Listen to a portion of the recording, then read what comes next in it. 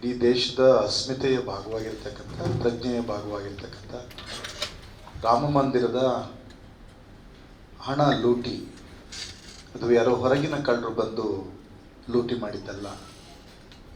ಆ ಡಕಾಯಿತಿಯನ್ನು ನಡೆಸಿದ್ದು ಯಾರು ಅಂತಂದರೆ ಒಳಗಿನವರೇ. ಯಾರನ್ನ ಟ್ರಸ್ಟಿಗಳನ್ನಾಗಿ ನರೇಂದ್ರ ಮೋದಿಯವರು, ಅಮಿತ್ ಶಾ ಅವರು ಮತ್ತು ಆದಿತ್ಯನಾಥ್ ಅವರು RSSನ ಸೂಚನೆಯ ಆಧಾರದ ಮೇರೆಗೆ, ಯಾಕೆಂದರೆ ಕರ್ನಾಟಕದ ಒಬ್ಬ ಗೋಪಾಲ್ ರಾವ್ ಅಂತಿದ್ದಾರೆ, ಅವರು RSSನ ಪೂರ್ಣಾವಧಿ ಕಾರ್ಯಕರ್ತರಾಗಿ ಕರ್ನಾಟಕದಲ್ಲಿ ಕೆಲಸ ಮಾಡಿದವರು. ಅವರನ್ನು ಒಳಗೊಂಡಂತೆ ವಿನಯ್ ಕುಮಾರ್ ಸೊರಕೆ ಅವರು ಪ್ರಸ್ತಾಪ ಮಾಡಿದ್ರೆ ಚಂಪತ್ ರಾಯ್ ಇವರೆಲ್ಲರೂ ಸಹಿತ RSS ಮತ್ತು BJPಯ ಕಾರ್ಯಕರ್ತರು, ಪದಾಧಿಕಾರಿಗಳು, ಬೆಂಬಲಿಗರು. ಈ ತಂಡ ಏನು ಹಣ ಡಕಾಯಿತಿಯನ್ನು ಮಾಡಿದೆ, ಬಂಗಾರ, ಬೆಳ್ಳಿ, ನಗದು. ಸೊ ವಿಶೇಷವಾಗಿ ಈಗ ಕಾಂಗ್ರೆಸ್ ಪಕ್ಷ ಜನರ ಎದುರುಗಡೆ ಈ ವಿಚಾರವನ್ನು ಗಮನಕ್ಕೆ ತರ್ತಕ್ಕಂಥ ಪ್ರಯತ್ನವನ್ನು ಯಾಕೆ ಮಾಡ್ತಾ ಇದೆ ಅಂದರೆ,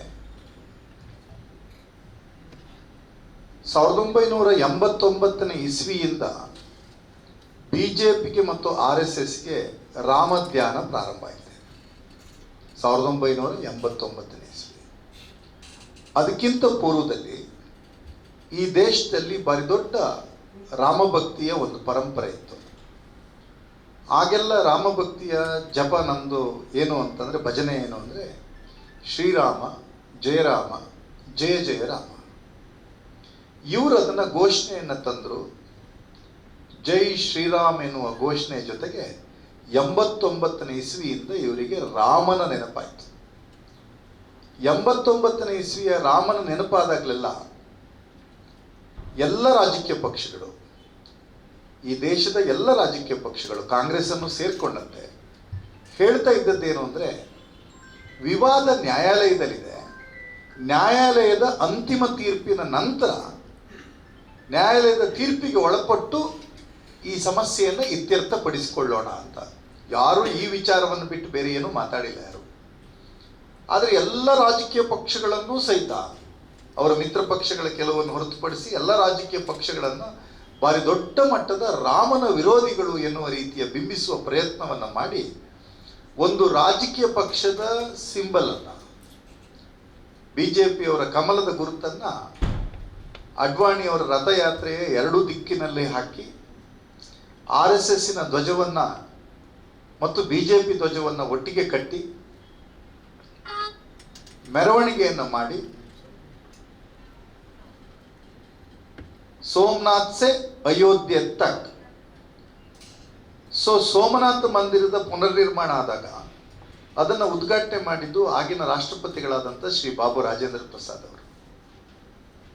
ರಾಮ ಮಂದಿರದ ಉದ್ಘಾಟನೆ ಆಗಲಿಕ್ಕೆ ಕಾರಣ ಆಗಿದ್ದು ಬಾಬಾ ಸಾಹೇಬ್ ಅಂಬೇಡ್ಕರ್ ಅವರು ಕೊಟ್ಟಿರ್ತಕ್ಕಂಥ ಸಂವಿಧಾನದ ಆಧಾರದ ಮೇರೆಗಿರುವ ದೇಶದ ಸುಪ್ರೀಂ ಕೋರ್ಟಿನ ಅಂತಿಮ ತೀರ್ಪಿನ ನಂತರ ಏನು ರಾಮ ಮಂದಿರದ ಉದ್ಘಾಟನೆ ಆಗುತ್ತೆ, ಅವಾಗ ಸಹಿತ ಈ ದೇಶದಲ್ಲಿ ಒಬ್ಬ ರಾಷ್ಟ್ರಪತಿಯಾಗಿ, ಅದರಲ್ಲೂ ಒಬ್ಬ ಮಹಿಳಾ ರಾಷ್ಟ್ರಪತಿಯಾಗಿ ಶ್ರೀಮತಿ ದ್ರೌಪದಿ ಮುರ್ಮು ಅವರು ಇದ್ದರು. ಅಯೋಧ್ಯೆಯಿಂದ, ಸೋಮನಾಥದಿಂದ ಅಯೋಧ್ಯೆಯವರೆಗೆ ಹೋಗಿರ್ತಕ್ಕಂಥ ಯಾತ್ರೆಯ ಭಾಗ ಅಂತ ಹೇಳಿ ಅದು ಉದ್ಘಾಟನೆಯನ್ನು ಕ್ರೆಡಿಟನ್ನು ತೆಗೆದುಕೊಂಡಂಥ ಪ್ರಧಾನಮಂತ್ರಿಗಳು ಉದ್ದೇಶಪಟ್ಟು ಅವತ್ತು ಸ್ವರ್ಕೆ ಅವರು ಹೇಳಿದಂತೆ ರಾಜಕೀಯದ ಕ್ರೆಡಿಟ್ ಮೈಲೇಜನ್ನು ತಗೊಳ್ಬೇಕು ಅನ್ನೋ ಏಕಮಾತ್ರ ಉದ್ದೇಶದಿಂದ ದ್ರೌಪದಿ ಮುರ್ಮುವನ್ನು ಹೊರಗಿಟ್ಟು ಆ ಉದ್ಘಾಟನೆಯಲ್ಲಿ ಭಾಗವಹಿಸಿದರು. ಬೇರೆ ಬೇರೆ ವಿಚಾರಗಳಿಗೆ ಮಾತಾಡ್ತಾರೆ. ಒಂದು ಹಳ್ಳಿಯ ಒಂದು ಚಿಕ್ಕ ಮಗು ಪತ್ರ ಬರೆದಿದ್ರೆ ಆ ಮಗುವಿನ ಹ್ಯಾಂಡ್ ರೈಟಿಂಗ್ ಭಾರಿ ಚೆನ್ನಾಗಿದೆ ಅಂತೇಳಿ ಮನ್ ಕಿ ಬಾತಲ್ಲಿ ಮಾತಾಡ್ತಿದ್ದಾರೆ. ಆದರೆ ಈ ದೇಶದ ವೈಪರೀತ್ಯ ಯಾವ ಮಟ್ಟಕ್ಕೆ ಬಂದು ನಿಂತಿದೆ ಅಂದರೆ, ಪ್ರಶ್ನೆ ಪತ್ರಿಕೆಗಳು ಸೋರಿಕೆ ಆಗ್ತದೆ, ರಫೇಲ್ ಫೈಲ್ ಕಾಣೆ ಆಗ್ತದೆ, ರಾಮ ಮಂದಿರದ ಕಾಣಿಕೆ ಲೂಟಿ ಆಗ್ತದೆ. ಆದರೆ ಇವತ್ತಿಗೂ ಸಹಿತ ಅದಾದಮೇಲೆ ಒಂದು ಮನ್ ಕಿ ಬಾತ್ ಆಯಿತು. ಎಲ್ಲ BJP ಪದಾಧಿಕಾರಿಗಳು, ಮಂಗಳೂರಿನ ಸಂಸದರು, ಮಾಜಿ ಸಂಸದರು, ಶಾಸಕರು ಎಲ್ಲ ಟಿವಿಯಲ್ಲಿ ನೋಡ್ತಾ ಇದ್ರಪ್ಪ ಮನ್ ಕಿ ಬಾತ್. ಅವ್ರ ಮನಸ್ಸೊಳಗೆ ಏನಾದರೂ ರಾಮ ಮಂದಿರ ಕಾಣಿಕೆ ಲೂಟಿ ಬಗ್ಗೆ ಏನಾದ್ರು ಗಮನಿಸ್ತಾರ ಅಂತ ಇತ್ತು ಅಂತ ಪ್ರಶ್ನೆ.